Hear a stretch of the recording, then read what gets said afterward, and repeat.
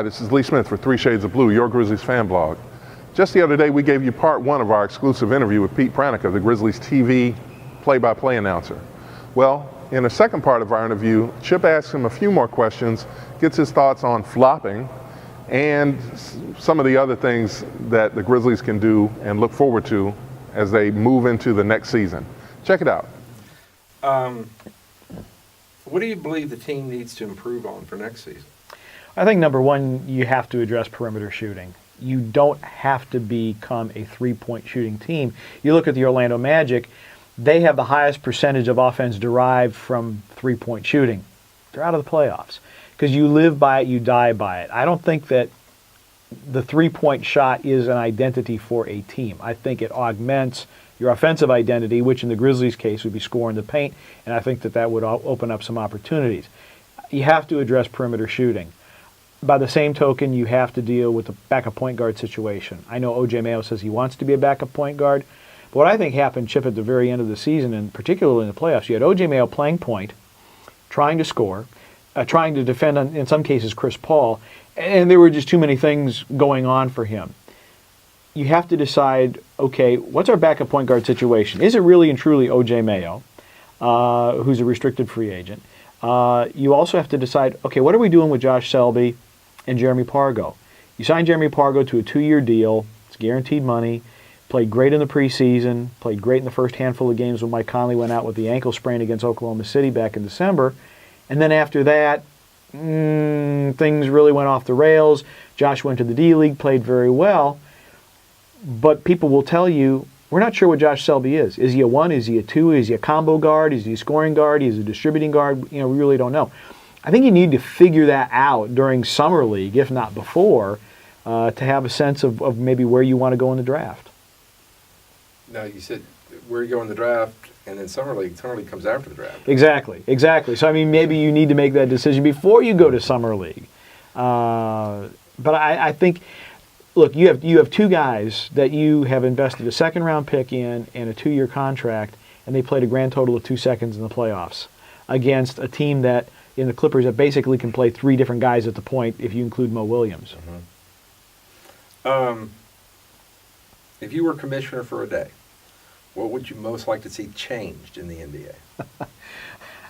I'd like to see referees instructed, if a guy flops, if you think it's a flop, just tell him, play on. You know, it's like soccer, play on. I don't like the idea, and somebody has broached this topic, that if somebody flops it, you assess a personal foul to the flopper. I think, you know, referees are so busy as it is, just trying to get the calls correct. That adds another layer of judgment. If a guy, there's no contact and he flops, like, no, play on. Why is it then that the refs have the option of making a call or not, but they seem to be confused by whether or not it is a flop? I think most officials, they're taught when somebody goes down and there's somebody in the area, you have to assume that there has been some type of contact. Now, referees are trained. Is it marginal contact or is it illegal contact? And, you know, bang, bang, play. You see out of the corner of your eye somebody go down. Well, boy, if they went down, there must have been some significant contact. If it was marginal contact, they wouldn't have gone down. So I think the fact that these playoffs have kind of put a magnifying glass on it, I think that it probably will be dealt with. Even Commissioner Stern had said maybe we need to give out Oscars instead of MVP. So I think it's going to be looked at, and it needs to, because you're turning off a certain number of fans because of the flopping. Okay. Thank you very much. All right, thanks, Jeff. Appreciate it. And I had a few bonus questions from Pete from behind the camera. Check it out. One more question. Okay, so we're going into a 82-game season presumably next year.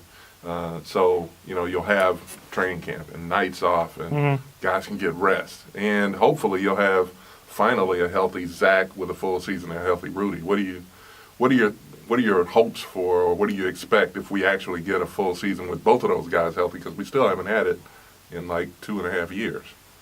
Well, I mean, the thought goes back to what Zach Randolph said earlier. He said conference finals or bust, and that has to be the mindset for this team. Hopefully, everybody stays healthy. you don't need to shake up this roster. You don't need to rip it up. You don't need to, trade everybody and fire the head coach and some of the other things that have been talked about. You have to stick with the plan. I mean, Mike Heisley's 3-year plan worked out pretty well, and you've got a good core in place. But now, as ownership and management has invested in the core, they need to invest without going into luxury tax. They need to invest in a six-man. They need to invest in guys that can come in off the bench and produce. The big thing that cost the Grizzlies in Game 7 was that you had Mark playing up to his standard, maybe a little bit above. Zach was maybe a little below standard. You didn't have anybody on the bench in a step-up game. Whereas with the Clippers, you had Kenyon Martin step up. You had Bledsoe step up. You had guys come off the bench and be complementary pieces. And in a playoff series, and if you really want to win a championship, you have to have somebody who's not in your starting five come up and produce. And okay, promise, last one.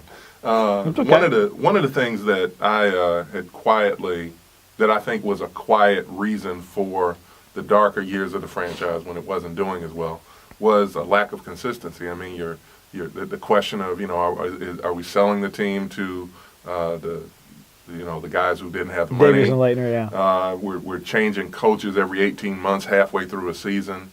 Talk a little bit about just the fact that you've had the same coach 3.5 years now. The players know who he is. I mean, there's just been stability throughout the whole organization, and how that affects the success of the franchise.